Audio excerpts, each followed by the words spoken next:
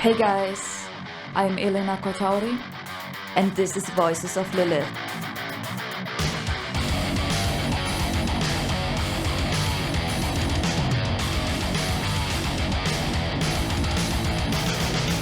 Have you ever wondered how female musicians experience the world?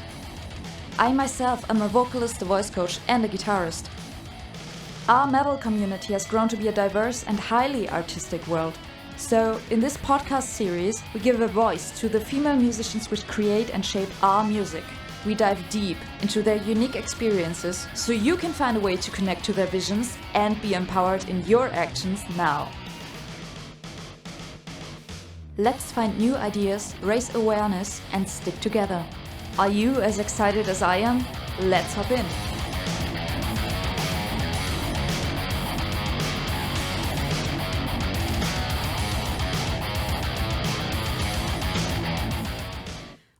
Hi guys, I'm extremely excited to have this powerhouse guest here today. She's a German full-time musician from the folk metal scene, but also plays in other genres like jazz or classic.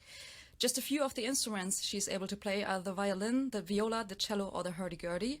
And she's active in diverse musical projects, such as the band Subway to Sally. Her own band, Ally The Fiddle, calls their genre Progressive Violin Metal, so the creativity and versatility is very high here. And what's even more badass is that she's actually teaching others her craft at the Wacken Metal Academy and through her YouTube channel. So a very warm welcome to you, Ally. I'm so honored to have you here today. Yeah, thank you for being here. For this introduction, I feel really, whoa. Yeah, putting lots of love there. Yeah, I feel it. That's great. So I was wondering, since you're so full of energy and you fit all of these activities in your life, how is it possible for you to manage all of these projects and your family at once, especially during these difficult times of the COVID pandemic? So normally it is quite challenging, but it's doable. But at the moment it is really not doable. I try to manage it with a really good plan. I started to teach people online to gain enough money just to live. And I managed to do these people just to 2 days, and I closed my class. I said it's enough now for the private lessons, because I want to take care of my students. I want them to have a really good education and not something just funny. And I was asking just for a fixed schedule for every day, like having a full time. I know I'm not so much needed. The problem is my son is very small. Oh, he's a small kid. It's really a lot to do, and so I said, at this time, there's the evening, they're all eating and watching TV or something, and I want this time for my special time, and I want to work there. I know I'm not so much needed there, so I'm fine with that. And I'm pretty sure I could ask for more, but I try not to do too. I try to do my best as a mother. Let's say, let's keep it like that. But my brain works really good with music. I don't know. I just can't remember everything. Maybe it's the routine, or it's kind of a combination of routine and of your musicality, who you are. So I'm very musical, and I was never such a thing as what is the word? Prodigy. I was never a prodigy or something, because I'm not so much the one who is very busy with practicing techniques, or I didn't practice so much, but I was always very musical, was remembering phrases and all this stuff. So this is my bonus.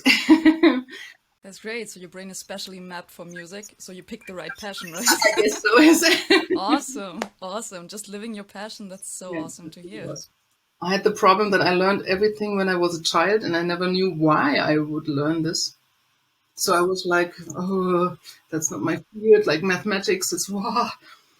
And when I entered the academy, there have been so many people from Russia, from Ukraine, and wherever, and they grew up with all this stuff in their blood. They knew everything, and when we have been at the academy and they had to describe something, it was like, bam, bam, bam, bam, bam. Did you understand it, Miss Storch? No. I couldn't understand all this stuff because I was totally out of the basis. I don't know, out of the basics. So So, do you think that musicians, like just relating to that, may fully understand their craft and perform at their best without having an education at a university and studying for years? I think there are two types of musicians: the one who studied and the one who did not study. Because sometimes I feel that my classical education is completely in the way for everything what I want to do. And sometimes it really helps to know so many things. Like I've got a very good example for this. I grew up with singing as well. I didn't sing. I was singing in the choir, in a child's choir, and or children's choir, and they discovered that my voice was not healthy, so I had to quit. But my sister was singing, my mother was singing, and everyone around me was singing. And my mother is very classical focused. And she always said to people who were singing rock and pop and stuff, "Oh, that's wrong. Oh, that's wrong. That doesn't taste nice." And I grew up with this imagine of that's not nice, you know? So singing differently was really hard to me to learn that this is also okay. And this has also its challenges. Like I'm a huge fan of Flo Jansen, for instance, because which is from all these styles, in all these styles, and I'm always like, wow! Or my friend Noah Gruman, she's doing the same stuff, and it's really amazing. And that's for me singing, yeah, to have so many different techniques, and I would never have appreciated what they could do if I would stay in my classical world. Yeah, definitely. I think there are many classical trained vocalists who think that it's not healthy, like you just said. Like Uh-huh. even like I'm doing the grunting, these very heavy vocals, and Uh-huh. I often heard this as well. That, oh my God, this must hurt your vocal cords, and I'm just like, no, it's perfectly fine. It works. You just have to know the technique, right? Right, So, right. And I always discover this with my colleagues from the classical world. They are like they close their eyes for everything else. Like somebody's really skilled in playing jazz music and jazz violin, and it's like, yeah, I could do this better. This it's more beautiful tone, and it's not. But stop! It's completely different. You can't compare one thing and the other. and now for something that I'm really curious to hear about, because probably many female artists can relate to this.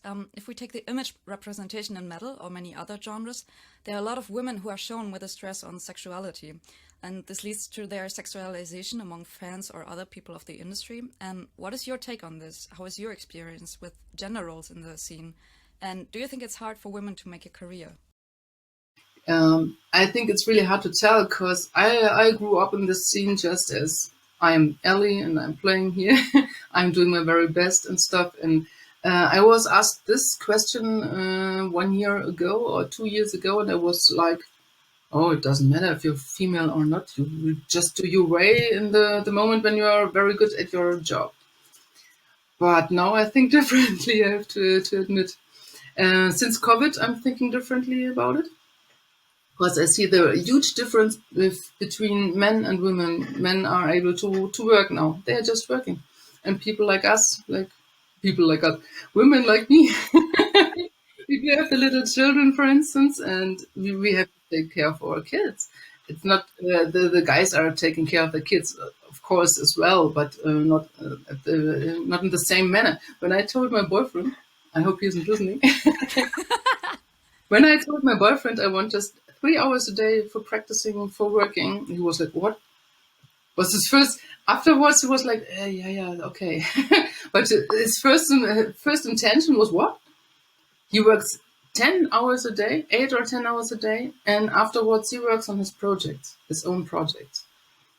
And I just asked for 3 hours for my profession, and he was really like, "So there is a difference. Of course, there's a difference." And about the sexuality, yeah, it's right that sometimes people are sexualized, and I get sometimes stuff where I think, "Hello, sorry, you would never dare to show me such a thing or to write me such an email if you would be in front of me and just dare to send stuff, you know." Yeah, Asking me definitely. questions like, "Hey, sorry, are you crazy?" But I have to say, maybe it's my age, maybe it's my standing, but I'm relatively out of this stuff. So it's relatively rarely that I get something like this. I read this more often with other people, with other women. And I think we sometimes use this sexuality, we women, and I think it's totally okay. If you look good, if you are sexy, why not showing it? Guys doing it themselves. Look at the 70s or whenever, 80s. Look at Mick Jagger, just wearing trousers, nothing here. So why not? It's sexy, show it. Yeah. So why not? And I don't get sexualized anymore. I think it's always like, yes, of course, I'm the woman, the only woman in Subway to Sally, for instance, and they say, okay, we've got one woman, and we send the singer, so we have got two components to have a nice, have a nice shout out.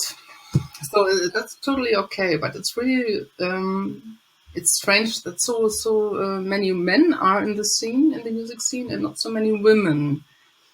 But I think my personal experience is that women sometimes they are more, they want to have more security, more safety, security.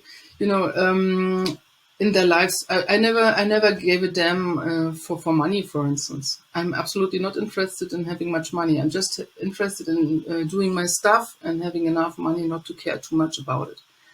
And I know many women, they want to have their security to get their children, to manage their lives, and they would never ever have such a life like I have, like touring all the time and stuff. But I'm the one who loves it. I need it. So this is one point why I think women are not so much in the scene. And the other point is, if you are working as a musician, you aren't allowed to be a divian.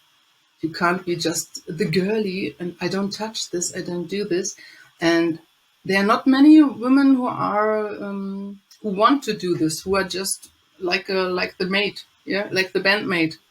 Yes, of course, I take this, I put this there, I will carry the heavy stuff there. I don't mind. I'm on tour for all the time, sitting with my guys in one tiny car or something. I don't care. There are not so many girls who would do this. And I experienced those girls, like sometimes they came with our guys on tour or something. And there was a huge difference sometimes between the women. So I think that's maybe the big problem. Yeah, yeah, and I think it's also a way that, you know, society educates us. Like we're growing up as a girl and we're not thought to have this mindset of, oh, man, I'm taking this stuff, I'm carrying heavy stuff, or, you know, I'm working hard to be a musician, because there are certain expectations that go along with being a woman. So, yeah, I think this leads to what you just said. But there are many strong women. I experienced that they're most of the time stronger or working harder than men. Yeah, maybe you can say this. I've got some really good idols. I could say I can see this, how concentrated they are, how straight they go their way, for instance. And they would never ever quit their jobs. They're just doing it. And sometimes really more than men. I learned so much after I had my child.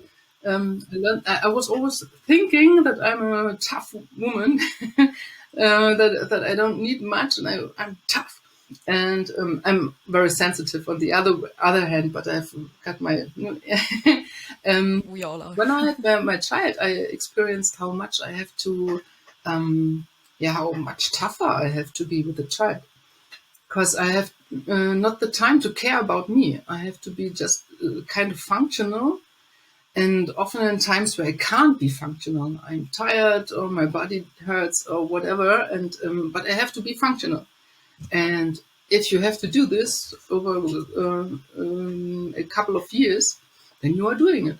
And then you don't ask, you don't care. And sometimes when a man comes, oh, I'm so much sweating. I've got a really good example. When I was pregnant, I was so big. I was in my 9th month or something. I was really big, and it was summer. And I came from Munich to Frankfurt by train. with my pregnancy. I went to rehearsal, and then I came there. Hey guys, I'm here. Let's practice. And then the guys who came in, I'm sweating. Yeah, it's totally a mindset thing, right? Was really fun time. My little boy Cool. has seen 33 concerts in my belly. Wow. He's really musical. He sings all the time, and he has such a good memory for melodies and stuff. And yeah, Awesome. That's so cool. So are you planning to educate him on this, on the violin and your instruments that you're playing? the very first instrument he picked was the drum set. The drum set. So I bought a really tiny drum set. Oh, cute. Sometimes he plays, and sometimes we are jamming. We're having a band. It's the glooming or the glowing zombies. What's Nice. his title? So he's playing guitar like a toy guitar. He's doing their Lego pieces there, and they are with LEDs. Oh, So it looks wow. very good. Yeah. Coming back to the ladies, what tips would you give to a woman who's just starting her musical career, and maybe especially someone who isn't that much young anymore and thinks that they won't make it due to their age? Oh, okay. Due to their age, I can tell you, never think of your age, because sometimes, of course, I'm doing the same. Of course, sometimes I'm thinking, soon I'm 60. Very soon I'm 60. But soon I'm 60, and what then? Who wants to see me on stage then? And then I think of women like Lorena McKennitt or somebody like this. They're still performing. They're having a musical genre which is still matching, also with the age. Also with heavy metal, you can be a really kick-ass heavy metal musician, I think, with 60. When it comes to age, I think of Jennifer Batten, for instance. She is amazing. She looks smashing. And I love to see her play. And she is so settled. She is like, yeah, I'm Jennifer Batten. And I myself, I'm one person who is always a little bit late, which means my head is full of stuff and full of ideas and things. So my problem is to be a little bit more focused, and this is why I think I need a little bit longer for things sometimes. Like we know each other now from one coaching thing. I ask myself sometimes, why did I start now?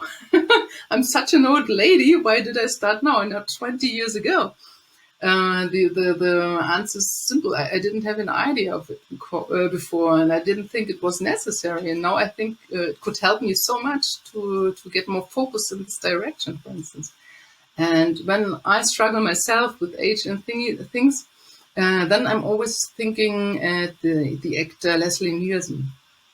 You know that he started really acting or was discovered when he was 60 or older, when he made the Naked Gun. Yeah. Yeah. Yeah, I know that one. Really good actor. And I'm like, since this, I'm like, okay, I can grow old. And when I'm making music now, it has more substance, and it's much more interesting because I know much more about music, and I'm much better in playing violin and stuff. And I learned so much after I studied violin. So I think it's the person I'm now would be much more interesting than the person I was 20 years ago. So I think of starting my career now. So never mind the age. Just do it. Just be yourself and just do it. That's beautiful. I mean, yeah, your music also grows up with you, like, right, with your personality and everything. But I think this is the trap that many ladies fall into, like me as well. Like, you're thinking, oh my God, Billie Eilish or people like that, they're famous and rich with 16 years old. So what am I to do now? I'm in my 30s or whatever. So, yeah, but true. It has nothing to do with age. Like, there's, for example, Dodo Pesh is also a good singer, but she's still in shape and cool and rocking it. Absolutely, absolutely. And I have to tell everyone who's younger than me and who would start a career, I would always say, think absolutely precisely when you will get your child. Because when you get your child, everybody tells you your life will change 180 degrees, and it is really like this. I always thought when I will have a child, I will do my stuff, I will do my direction, nothing will tear me down. But I never expected this to be so challenging. Maybe it's better to get your child very, very, very early. And when the child is old enough to go out and to do everything, then you're free and you can do whatever you want. Or you do it my way. You wait for a long time and you build a fundament, you build a base for everything, and take a kind of time out. It's kind of time out, and afterwards you swim more freely or something. So I never stopped because I can't stop. I can't stop my career. I can't stop. I can't also not stop now in the COVID time. I was thinking about it. I was thinking like it's so stressful and it's so what's the point? Why not taking a break now? And I couldn't on one point because I'm so much musician. I can't do it. And on the other hand, I was also, of course, I was really fearing to lose everything I'm having. Because if you're stopping, people lose interest in you, and it's really hard to keep up. I had the experience, for instance, with my own band. I've got my band, Ally The Fiddle, as I told before, the progressive violin stuffy. And this is my personal playground. So I can compose, I can sing there, I can do whatever I want there. They're all artistry stuff. And when my child was born, I was writing the new album.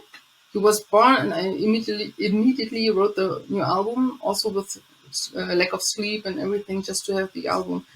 And we didn't play live, and we don't have a new album since 2018. And when I think so, we weren't playing for a long time. And I didn't do much of social media and newsletter stuff. And the people didn't hear lots of my band for a long time. And when we started again with the new album, there was so low attention. It was really, what happened? We weren't playing for 2 years or something. What happened? They have been somewhere. And just I have to build up everything from the ground now again. And I think that the main point, the main theme completely changed. When I started making music, I learned that making really good music is the main point. To practice every time, to make it as best as you could. And then later you sell it and somebody sells it for you. And now 20 years later, I think completely differently. The market has changed so much. You have to be always aware of how do I sell my stuff? What can I tell my clients or my listeners? And if you are doing this right, your practice time goes down to this. Yeah. But I'm a little bit old school. I stay with my practice time. I want to grow better, and I became so much better after my studies. So I wouldn't change this. I learned so much now. Why not using this? So I prefer to have a small circle of people who really like my music and to have the feeling I'm doing really something good and not selling some crap.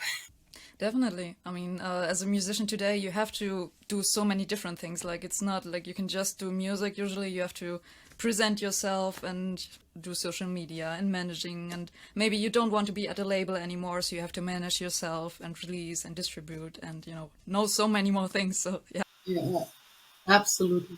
So the best way would be to have people who help you. Not easy to find people who help you. You have to pay people who help you sometimes. And I've got a trust issue with that too. Not so much not so much in the way that somebody could take the business away or something. But I need people who do it properly. If they're doing it not well enough, if I'm not doing it well enough, it's my own fault. But if somebody works with me and isn't doing it well enough, then I've got really a problem with that. So I'm really happy to have a label. and I'm really grateful for my guys. Thank you. And they're doing an amazing job, and I can ask things every time.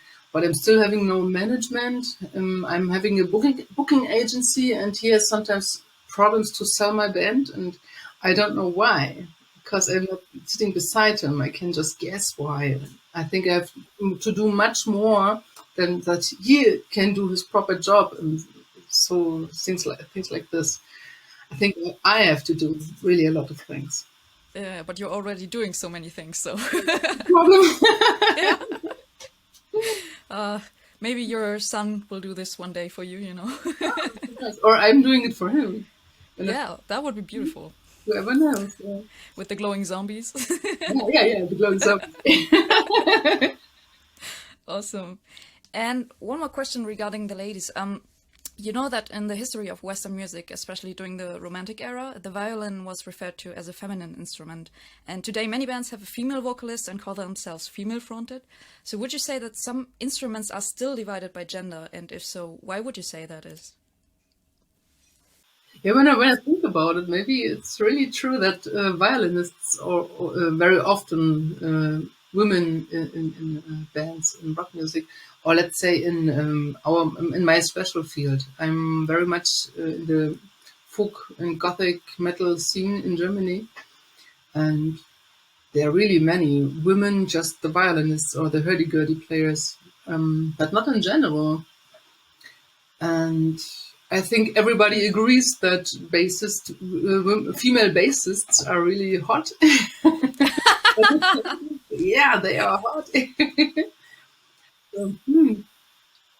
Yes, so maybe in the imagination. It's like I had always the imagine that violin is not a female instrument; it's a male instrument. Also, in former times in classical music, because women haven't been allowed to play as professionals. So it have been men all the time, and everyone is really famous from the older times. They've always been men, so maybe my image of it is just men. I think I started with Anna-Sophie Mutter. She has maybe been the first female violinist from the classical field that I learned to know. I think so, yeah. And now it's Hilary Hahn and whoever.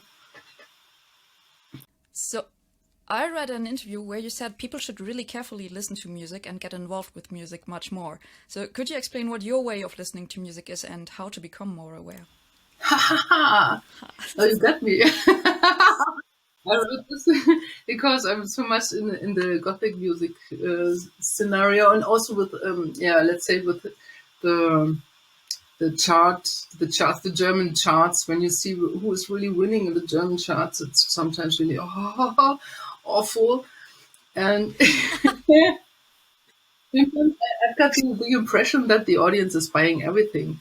And it's not something I like. I want the people to be really attention and to hate you if you're really bad. Maybe that's too strong,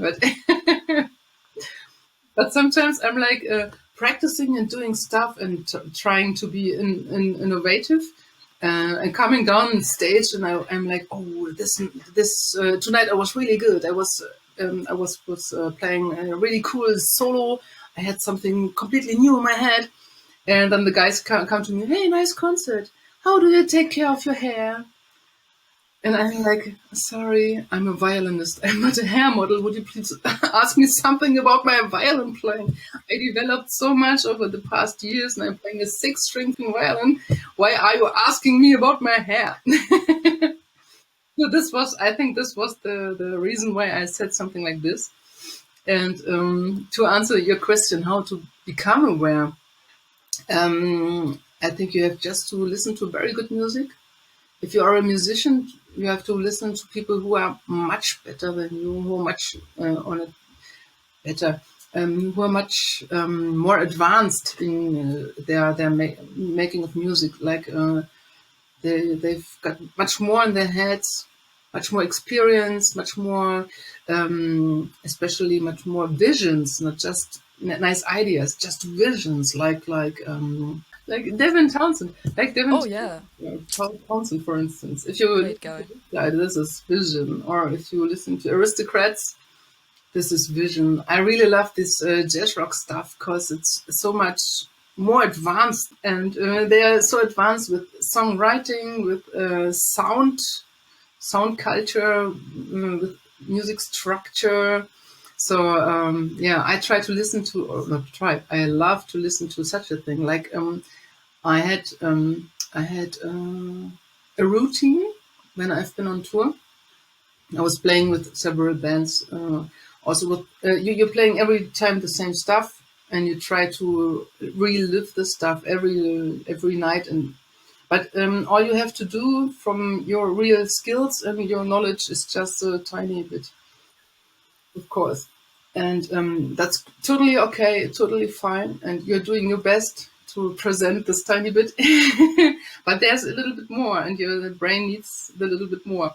So I had the routine every night in my bed, in the nightliner. I was lying there and listening to my big idol, Jerry Goodman, for instance.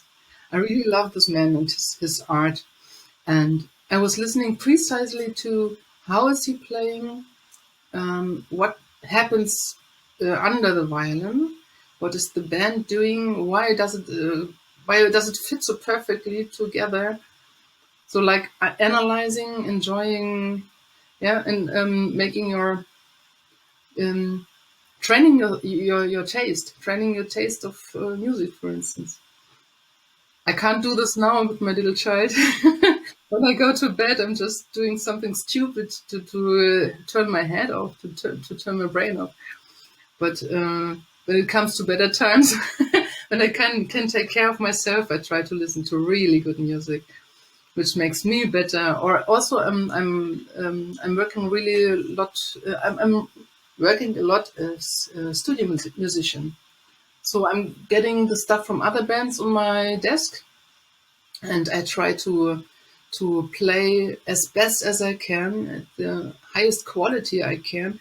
And this is also something which raises you up somehow, because you start to feel more mistakes, or more tiny mistakes. You start to discover much more in the sounds, in the precise playing and stuff. So these two ways are my way to become a better musician and a better listener.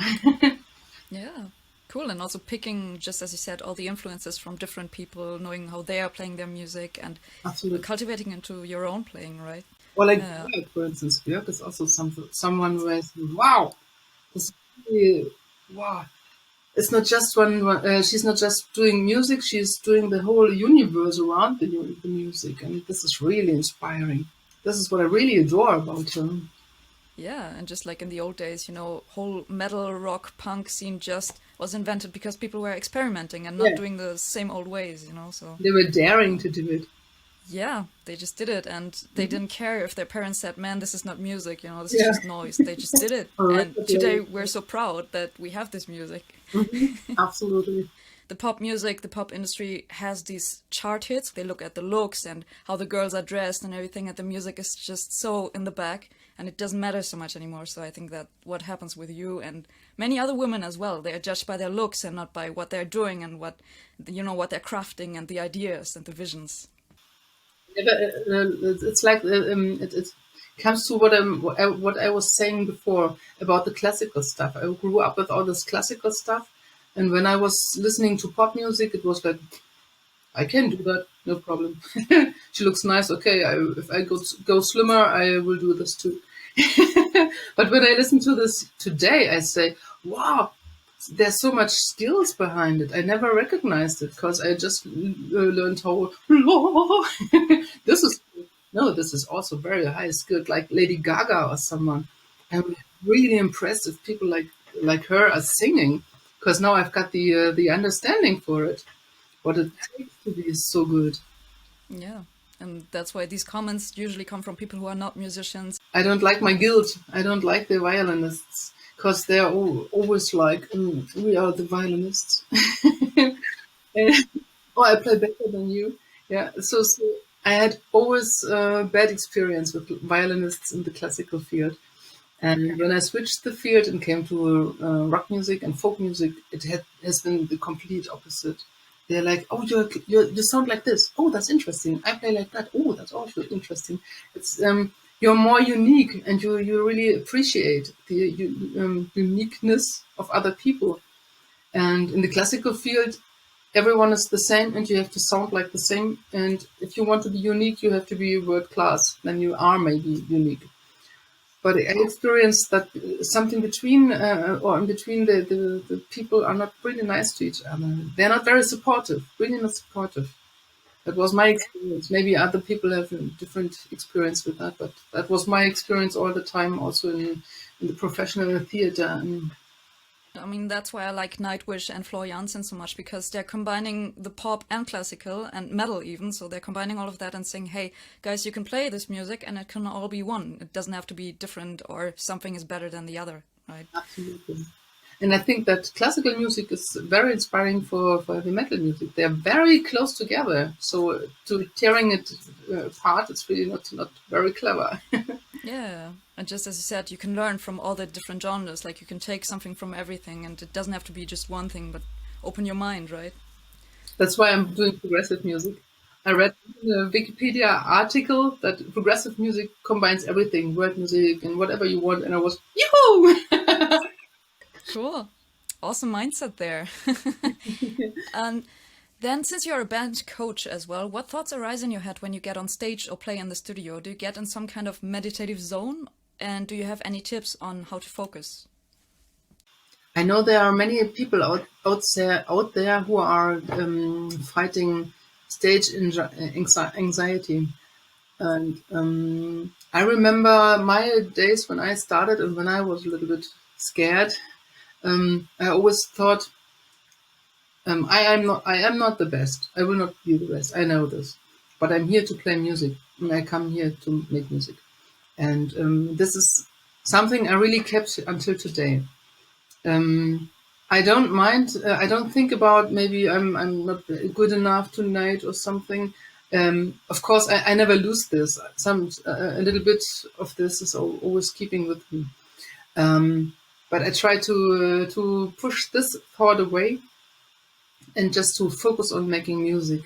I want to have fun. I want to not I want to have fun. I want to make the best music I can. I want to play. It's like maybe you can compare it like this. I was just recording some stuff with some fellas, and one of the fellas, he was just doing his job, just playing, and I thought, oh, that's so completely emotionless. How can someone play without so much without emotion? And I try to do exactly the opposite. Whatever I play should be emotionally, should hit the heart. And if I do this and think of just make music, or when I lose it and I'm, oh God, there's this one guy in the audience, I know he's the best violinist of the whole world, and he makes me nervous, then I'm like, push this away. I'm just making music. I want to reach the people. I want to be emotional. I want to transfer the song. I want to transfer the feeling of the song that I'm having. I'm giving it to you. So this makes me much better in this. Sometimes it's really complicated to do so. So I help myself with a little shot of vodka, for instance, just to calm down and to click my head off. Especially when I have to do improvisations on stage. That makes me nervous because I know I'm not the best. I know who is the best. And I know that it will never be so good like I would expect it to be good. Yeah.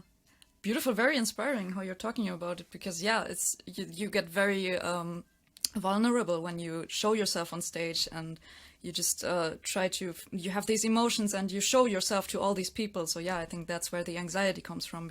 Just getting back to the ground and saying, hey, I'm just here, it's me, I'm showing myself, no problem. And people like it to see you on stage, and they want to know you, and if you are transferring it, they are there with you. yeah, and you're just yourself, and you should be okay with yourself, because even if you make mistakes, that's just you, right? Nobody recognizes the mistakes. Sometimes I've got some, for instance, sometimes I've got the problem with I'm playing live, people like it, and then somebody wants to do it on a record, and then I have to play all the overdubs because when I play live, I don't mind if I try to be very perfect on stage as well. But of course, sometimes there's one tone missing, or I just did something wrong. Of course, that's just natural, and that's something what always happens, of course. But people won't recognize it because they're having the show, they're having the whole impression, and they're having the natural feeling. And when I'm doing this on a record, they are listening completely differently. So I try to overdub this and make it better. But if I'm on stage, if I have a crap day, nobody will recognize it. Or when I'm doing a huge mistake, like there's an open solo part and I grab the first note at a completely wrong place, I can completely laugh about it because I know everybody knows it was just a mistake and everybody likes it. It's just nature. It's just live music, and I'm laughing with the audience about my mistake. So I've got really no problem with that. You have to see the first time in Wacken.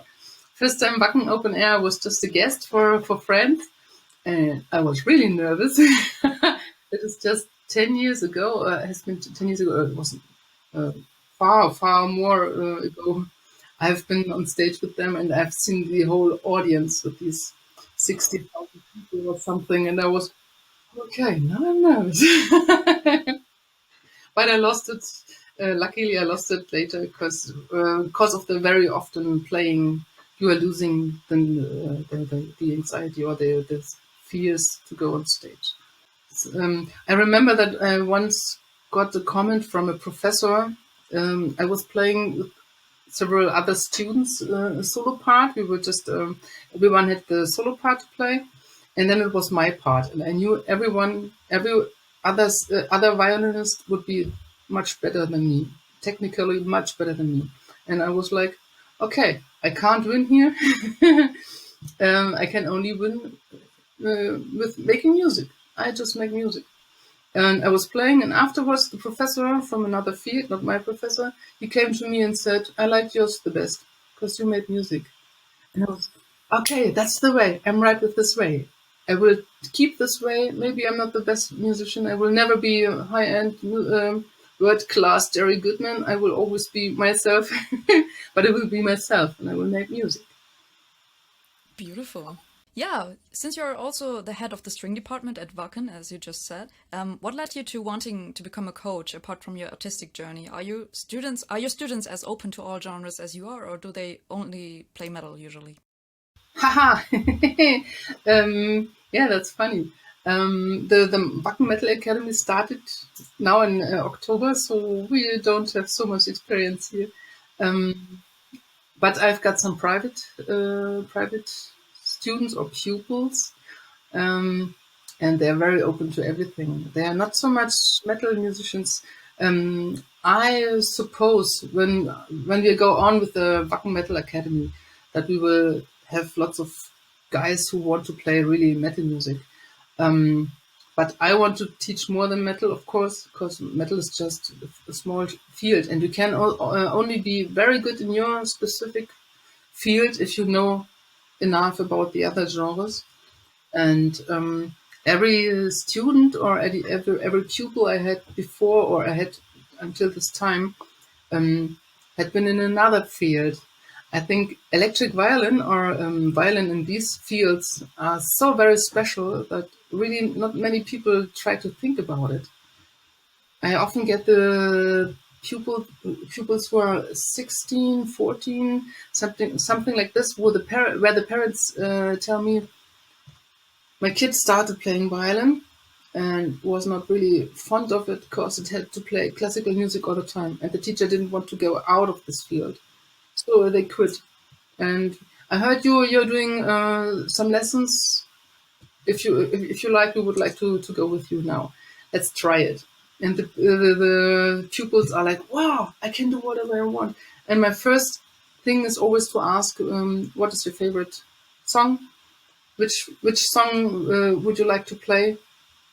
And then I show my students, my pupils, they can play everything they want, and I hope to raise their taste and their personalities this way. And maybe one day some guys will go to the metal direction, some guys will go to another direction. And I've got so many wonderful colleagues in every genre. I could tell if someone would like to specialize in folk, I would say go to this guy. If someone wants to specialize in jazz, go to this guy. So I'm doing the basic work and specialize then maybe in rock and metal and such a stuff. And of course have the classical techniques. If you are playing folk music, for instance, you don't need so much the classical techniques, but I'm teaching them because if you got those techniques, you can play everything you want. That's my main point about this. Awesome. That's great. That's a cool mindset for your students as well. I guess they're very happy with you. Well, all right, Ally. Thank you so much for your time and energy. It was very insightful to me. So I'm curious, where would you like to guide our audience to find you and support your work? Yeah, you will find me on Facebook. I've got 2 pages, one for my personal stuff, rock violinist Ally Storch, and I've got one for my band. It's Ally The Fiddle, and you will find both myself and my band. You will find us on Instagram as well. And I've got 2 websites, of course, one allystorch.com and one is allyfiddle.de. Great. Thank you so much. So thanks very much for having me. Thank you for taking the time to listen to my podcast. I hope it brought new insights to you and may become food for your thoughts. If you like this episode and would like to follow me along my mission, I'd be so happy about every form of support. Rate this podcast and follow me on elenacortauri.com or on Instagram or Facebook. I would love to connect with you there. Until next time, horns up.